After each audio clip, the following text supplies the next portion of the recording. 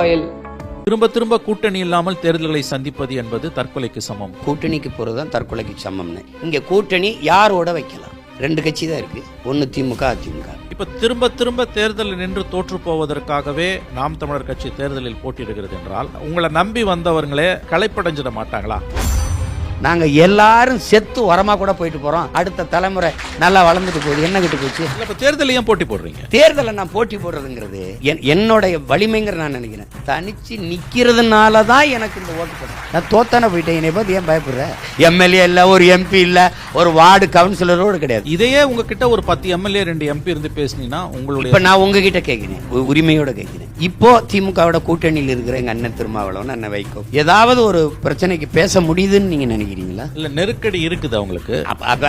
இருங்க, அத நீங்க என்ன செய்யுங்க ஐயா, நீங்க அதை சாதாரண இல்ல அளவுகோல்கள் தானே முக்கியம். அளவு ஐயா, என்னையாவது சுதந்திரமா விடுங்க ஐயா. இல்ல அப்போ ஒரு கட்டத்துக்கு மேல உங்க கட்சி வளர்றதை நீங்களே விரும்பலன்னு எடுத்துக்கலாம். அது நீங்க 26க்கு அப்புறம் நம்ம இதே மாதிரி ஒரு நேர்காணலை சந்திப்போம். நான் வளரேன்னா இந்த அரசியலின் தேவை என்பது முற்று அல்ல.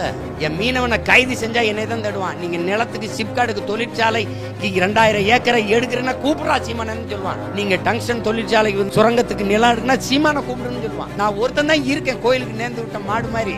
எனக்கு எந்த சமரசமும் கிடையாது. இந்தியாவிலே பெரிய கூட்டணி வச்சுக்கிறது நான் தான். பரந்தூர்ல இருக்கிற விண்ணூர்தி நிலையத்திலே பறக்க விமானம் இல்ல. அது போக இப்ப 5000 ஏக்கர்ல கட்டுறேன்னு எங்க விளைநிலங்கள் எல்லாம் பறிக்குதேன்னு பரிதவிக்கிற மக்கள் என்னோட தான் கூட்டணி. நிரந்தர 14,000 பேர் ஆசிரியர் தேர்வு எழுதிட்டு காத்திருக்கோம், எங்களுக்கு பணியை தரலன்னு போராடுறான் பாருங்க, அவன் என்னோட கூட்டணி. விவசாயி நாங்கள் விளைய வச்ச பொருளுக்கு உரிய விலை இல்லை அப்படின்னு கோபப்படுறவன் என்னோட கூட்டணி. படிச்சுட்டு வேலை இல்லாம சுத்துறான் பாருங்க, அத்தனை லட்சக்கணக்கான இளைஞனும் என்னோட கூட்டணி. இந்த நிலத்தில் பிரச்சனையை அனுபவிக்கிற ஒவ்வொரு மக்களும், ஒவ்வொரு குடிமகனும் என்னோட கூட்டணி. நான் ஏடிஎம்கே போயிட்டேன், உதயநிதிக்கு காம்படிஷன் இல்லை.